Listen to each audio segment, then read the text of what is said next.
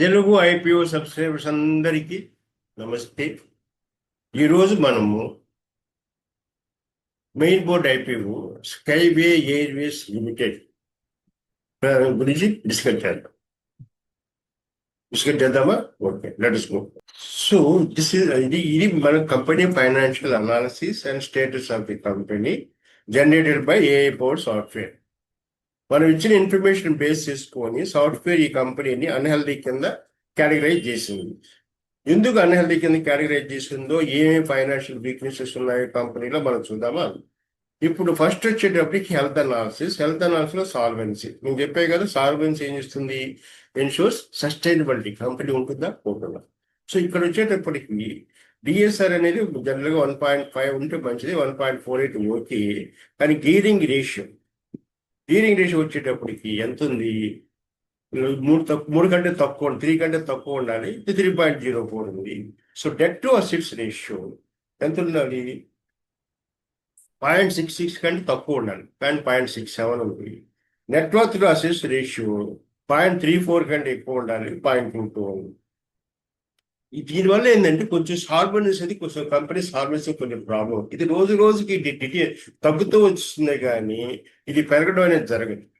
వాళ్ళు ఏదైనా క్యాపిటల్ కానీ మంచి ప్రాఫిట్స్ వచ్చి రిజర్వ్స్ పెరిగి అది జరిగితే తప్ప నుంచి, లేదా కొంత ఫ్రెష్గా క్యాపిటల్ ఇస్తే కానీ ఇవి తగ్గుతూ ఉంటాయి, కానీ పెరిగేది ఉండదు. కాబట్టి సాల్వెన్సీ అనేది కొంచెం రిస్క్గా ఉంది. లిక్విడిటీ వచ్చేటప్పటికి కరెంట్ రేషియో మామూలుగా 1.33 ఉండాలి. So 1.16 okay. ఇక్కడ ఎందుకు 1.16 ఉందంటే, కంపెనీ 25% మార్జిన్ తేవాలి. ఇది వాళ్ళ షేర్ కింద. బ్యాంక్ వాడు ఏమో 75 ఇస్తాడు, 25% వాళ్ళు తేవాలి. ఇక్కడ ఏంటంటే వాళ్ళు కొంచెం తక్కువ తెచ్చారు, అందుకని ఇది నెగిటివ్ చూపిస్తుంది. ఓకే, అంత ఇది కొంచెం ఓకే. కాబట్టి సాల్వెన్సీ ఒకటి కొంచెం వీక్గా ఉంది. సో ఆపరేషనల్ ఎఫిషియన్సీ వచ్చేటప్పటికి గ్రాస్ మార్జిన్ 11.71. సో ఎయిర్వేస్ కదా, సో 11.75 ఓకే అనుకుంటాను. సో అదే నెగిటివ్ కాకపోవచ్చు. ఫైనాన్షియల్ ఫ్రాడ్స్ అయితే ఏమీ లేవు, ఫైనాన్షియల్ ఇర్రెగ్యులారిటీస్ అయితే ఏమీ లేవు, అంతవరకు గ్యారంటీ. సో ప్రాఫిటబిలిటీ వచ్చేటప్పుడు EBITDA 152.42, EBIT is 135.76, PBT 87.6, PAT is 66.56, cash profit 83.22, EPS 3.56, కొంచెం తక్కువ వాల్యూలో ఉంది. EBITDA మార్జిన్ is 5.36, చాలా తక్కువ. అవునులేండి, రైల్వే సర్వీసెస్ కదా మార్జిన్ చాలా తక్కువ ఉంటుంది. Net profit margin 2.26, ROC is 18.11, ROE is 14.56, book value 28.56. Okay. So cash flow from operating ఇటు వచ్చేటప్పటికి 113.62 ఉంది. నెట్ క్యాష్ ఫ్లో వచ్చేటప్పటికి -13.41 క్రోర్స్ ఉంది. సో మార్కెట్ వాల్యూ ఇది 138 వచ్చి క్యాప్ ప్రైజ్ అనమాట. 138 క్యాప్ ప్రైజ్ లెక్కలో తీసుకుంటే ప్రైజ్ ఎర్నింగ్ రేషియో 38.76. అబ్నార్మల్ అండి, అబ్నార్మల్ అగ్రెసివ్గా ఉంది. ఎంత ఉండాలి? 25 కంటే తక్కువ ఉంటే ఏంటంటే, రేపు మార్కెట్లో అది లిస్టింగ్ అయిన తర్వాత మీరు అమ్ముకుంటే మీకు 10 రూపాయలు ప్రాఫిట్ అవ్వడానికి అవకాశం ఉంది. ఉండడమే 38.76 ఉంటే రేపు మీకు మార్కెట్లో లిస్టింగ్ అయిన తర్వాత కూడా మీరు అమ్ముకునే పరిస్థితులు ఇప్పట్లో అయితే ఉండరు. మీరు 180 వల్ల నెక్స్ట్ పెర్ఫార్మెన్స్ వస్తాయి, కానీ అంతవరకు వస్తాయి. మీ లోపల మీకేమి ఉండదు.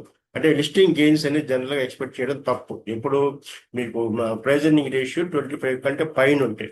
సో ఎవరు కూడా 25 లోపల ఉంటుందని కొనాలని చూస్తారు. So price to book value వచ్చేటప్పటికి 4.83 ఉంది. ఎంత ఉండాలి?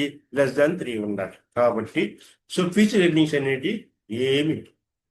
సో గ్రోత్ ఇండికేటర్స్ వచ్చేటప్పటికి ఒక ఈపీఎస్ఏ -4.04 ఉంది, మిగతా అన్ని బాగానే ఉన్నాయి. ఇది company financial status, company financial position. So ఇప్పుడు మనము ఐపీఓ రివ్యూ మీద పోదాం. ఇది ఐపీఓ రివ్యూ.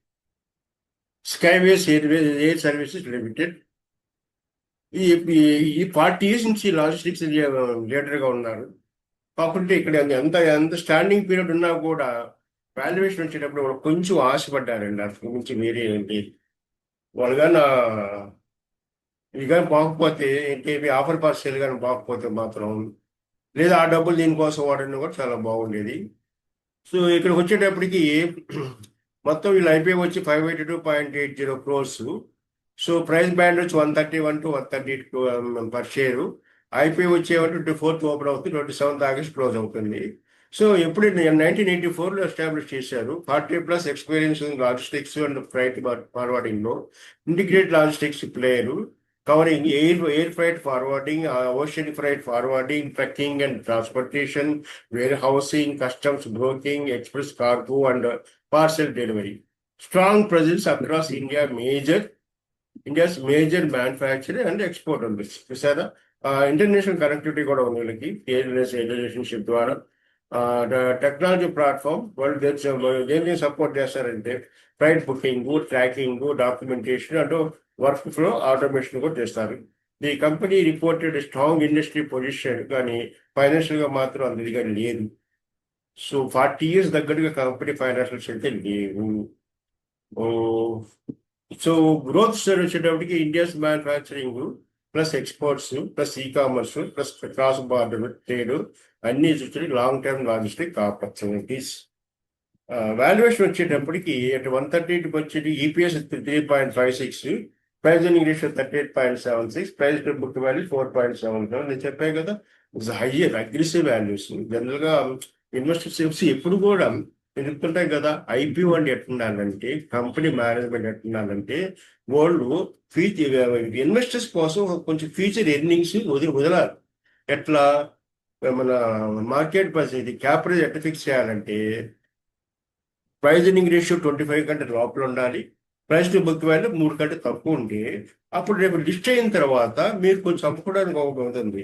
తర్వాత ఏంది, నెక్స్ట్ ఇయర్ వచ్చేటప్పుడు కంపెనీ రిజల్ట్స్ని బట్టి అది బాగుంటే మీకు మంచి వాల్యూ వస్తుంది, బాగాలేకపోతే పెద్ద వాల్యూ రాదు. కానీ ఇమ్మీడియట్గా మీకు ఫ్యూచర్ ఎర్నింగ్స్ కావాలంటే మాత్రం ఒక price earning ratio, price to book value, ఎవరు కూడా ప్రైస్ ఎర్నింగ్ రేషియో 25 పైన ఉండేది ఎవరు ప్రిఫర్ చేయరు. ఫైనాన్షియల్ బాగా స్ట్రాంగ్గా ఉంటాయి. ఇక్కడ ఏంటంటే ఫైనాన్షియల్స్ అయితే ఎంత స్ట్రాంగ్గా లేవు, 40 years తగ్గట్టుగా లేవు. సో తర్వాత ఈగిల్ బిజినెస్ మంచిదే, కాకుంటే ఎక్స్పెన్సివ్ వాల్యుయేషన్.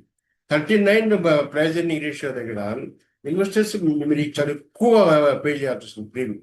అంటే ఇది మార్కెట్ పొజిషన్ కంటే కూడా ఎక్కువ ప్రీమియం పే చేయాల్సి వస్తుంది. So valuation become more. ఇప్పుడు ఎప్పుడంటే company can deliver strong future earnings, అది కూడా ఏంటంటే కంపెనీ ఫైనాన్షియల్ పొజిషన్ బాగలేదు కాబట్టి కంపెనీ ఫ్యూచర్లో బాగా ఎర్న్ చేయగలదు అనేది. ఎందుకంటే టోటల్గా solvency itself is doubtful. Profitability చూస్తారు కదా, చాలా వీక్గా ఉంది. వాల్యుయేషన్ వచ్చేటప్పటికి ప్రీమియము, మార్జిన్ ఆఫ్ సేఫ్టీ లో. తర్వాత ఐపీఓ మనీ దేనికి వాడుతున్నారు, ఫ్రెష్ ఇష్యూ 398.80, అందులో 216.79 crores డెట్ రీపేమెంట్ కోసం వాడుతున్నారు. దానివల్ల ఎంత మిగులుతుంది, 21 crores ఇంట్రెస్ట్ సేవ్ అవుతుంది. దాని మీద ఇన్కమ్ ట్యాక్స్ పోతే 21 crores అంటే 3 6, సో ఒక 15 కోట్లు మీకు ప్రాఫిట్ వస్తుంది దీనివల్ల. ఇంకో 130 crores అంటే కొంచెం బిజినెస్ అచీవ్ చేయడానికి అవకాశం ఉంది. బిజినెస్ బాగా అచీవ్ చేసి 130 crores వాళ్ళు కానీ కొంచెం సాల్వెన్సీ కానీ షార్ట్ అవుట్ చేసుకోగలిగితే మాత్రం కంపెనీ ఫ్యూచర్ బాగుంటుంది. OFS offer percent 184 crores. ఇది మొత్తం సెల్లింగ్ షేర్ హోల్డర్స్ పోతుంది కాబట్టి మనం దీని గురించి మాట్లాడేది ఏం లేదు. ఫ్రెష్ క్యాపిటల్ తోటికి కన్స్ట్రక్షన్ పర్పస్ ఉంది, ఏంది డెట్ రిడక్షన్, దానివల్ల బ్యాలెన్స్ షీట్ స్ట్రెంగ్త్ పెరుగుతుంది, అప్పులు తగ్గుతాయి కాబట్టి. సో వాల్యుయేషన్ అయితే మాత్రం బాగా. Key risks, economic affairs wing వచ్చేటప్పటికి ఎఫ్ఐఆర్ ఇన్వాల్వ్ అయ్యి కంపెనీ ఫైనాన్షియల్గా అన్హెల్తీ అండి. మనం మాట్లాడుకున్నట్టే 43.93 అనేది చాలా కొంచెం ఎక్కువ ఇది. సో లాస్ మేకింగ్ సబ్సిడీస్ ఉన్నాయి, రిలేటెడ్ పార్టీ ట్రాన్సాక్షన్స్ ఉన్నాయి, corporate guarantees subsidies, corporate guarantees ఇచ్చారు, అది కొంచెం రిస్క్ అని. తర్వాత కంప్లైన్స్ అంటే ఆర్ఓసి కంప్లైన్స్ కరెక్ట్గా లేవు. తర్వాత హైలీ కాంపిటేటివ్, తెలిసిందే కదా, లాజిస్టిక్స్ అంటే హైలీ కాంపిటేటివ్ ఉంటుంది. మార్కెట్ సెంటిమెంట్ వచ్చేటప్పటికి మెయిన్ బాడీ ఇష్యూ. సో దీంట్లో వచ్చి 50% క్యూఏ తీసుకుంటున్నారు, 15% ఎన్ఐ తీసుకుంటున్నారు, అండ్ 35% అయితే రీటైలర్ తీసుకుంటున్నారు. ఇప్పుడు ఏంటంటే మనం చెప్పే కదా మీకు, మన దగ్గర healthy unhealthy defaulting network company category చేసే పద్ధతి లేని దానివల్ల చాలా మంది కంపెనీ ఫైనాన్షియల్ స్టేటస్ తెలియక సిబిఐ పర్మిషన్ ఇచ్చేస్తా ఉంది, వాళ్ళు ఇన్వెస్ట్ చేస్తున్నారు. సో నెక్స్ట్ వచ్చేటప్పటికి దీని ఐపీ మార్కెట్ ఇది బాగుంది, చెప్పాల్సిన అవసరం లేదు, మీకు చెప్పాల్సిన అవసరం లేదు, నాకంటే మీకే బాగా తెలుసు. సో ఇన్వెస్టర్ సెంటిమెంట్ మాత్రం కొంచెం అఫెక్టెడ్ బై మార్కెట్ వొలాటిలిటీ అంటే institutional flows. Okay, sentiment before subscription. తర్వాత న్యూట్రల్ టు కాషియస్. ఎక్కడ ఎస్టాబ్లిష్డ్ బిజినెస్ బాగానే ఉంది, స్ట్రాంగ్ లాజిస్టిక్ సెక్టర్ ఆపర్చునిటీ బాగుంది, లార్జ్ ఫ్రెష్ కూడా బాగా డెట్ రిడక్షన్ ఫండింగ్ కూడా డెట్ రిడక్షన్ కి వర్కింగ్ క్యాపిటల్ వాడుతున్నారు. దీని కానీ కరెక్ట్ గా వాడుకుంటే మాత్రం, కరెక్ట్ గా చేసుకుంటే మాత్రం నెక్స్ట్ ఇయర్ కంపెనీ పొజిషన్ బాగా ఇంప్రూవ్ అవడానికి అవకాశం ఉంది. సో ఈ రెండు వాడుకుంటే. సో కాకుంటే ఎక్స్పెన్సివ్ ఇక్కడ చిన్న రిస్క్ ఏంటంటే ఈ 130 crores మన వర్కింగ్ క్యాపిటల్ ఉంది కదా, ఆ ఫండ్ని వాళ్ళు డైవర్ట్ చేసి వేరే కంపెనీ ఇన్వెస్ట్ చేసుకోవచ్చు. Section 186(2) of the companies act permit చేస్తుంది. వాళ్ళు కానీ కొంచెం టెంప్ట్ అయిపోయి ఆ 130 crores తీసుకోపోయి కానీ వాడు సబ్సిడీ కంపెనీ కానీ ఇన్వెస్ట్ చేశారు, ఎందుకంటే సబ్సిడీ కంపెనీస్ పొజిషన్ బాగాలేదు కాబట్టి అవి తీసుకుని దాంట్లో ఇన్వెస్ట్ చేశారు అనుకోండి, అంతే పోయిందా. సో కాబట్టి మనం companies act it self is encourage. So కాబట్టి మనకు ఆ రిస్క్ ఫ్యాక్టర్ అయితే ఉంది, వర్కింగ్ క్యాపిటల్ విషయంలో కూడా రిస్క్ ఉంది. సో మరి వాళ్ళు ఇష్టం, వాళ్ళు ఏం చేద్దారు అనుకుంటే ఎక్స్పెన్సివ్ పిఈ రేషియో అండి, గవర్నెన్స్ లీగల్ కన్సర్న్స్, సబ్సిడరీ రిస్క్లు, limited valuation, comfort. Actual subscription levels వచ్చేటప్పుడు ఇన్స్టిట్యూషనల్ పార్టిసిపేషన్ చెప్పి వాచ్ అంటే మేము మూవ్మెంట్ ఎట్టుందని చెప్పి 24-27 వాచ్ చేసుకొని దాని ప్రకారం మీరు ప్లాన్ చేసుకోవచ్చు. లీగల్ ఐవి ఏంటంటే బిజినెస్ వచ్చేటప్పటికి strong, industry opportunity positive, market position strong, financial healthy, valuation expensive, governance caution, legal and regulatories high, market sentiment neutral to cautious, overall IP వచ్చేటప్పటికి కాషియస్.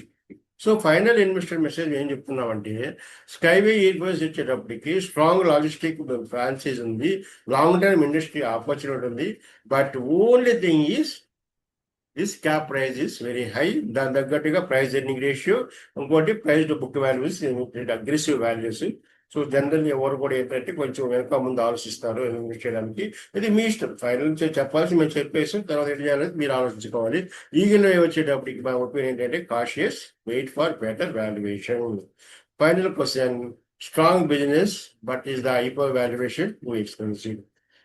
మీ ఇంతకుముందు చెప్పినట్టు కానీ ఇన్వెస్ట్మెంట్ డిసిషన్ అనేది కేవలం based on your own financial goals and risk tolerance. Thank you for watching. మీకు కానీ ఈ video నచ్చితే మాత్రం దయచేసి ఈ వీడియోని సబ్స్క్రైబ్ చేయండి, తర్వాత మాకు ఈరోజు కనెక్ట్ అయి ఉండండి. ఇంకా మీకు చాలా చాలా ఐపీ రివ్యూస్ వస్తాయి.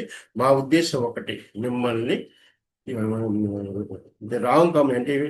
రాంగ్ ఇన్వెస్ట్మెంట్ నుంచి ప్రొటెక్ట్ చేయడం, మీ మనీ మిమ్మల్ని సేఫ్ గార్డ్ చేయడం, ఇది మా ఉద్దేశం. Thank you very much.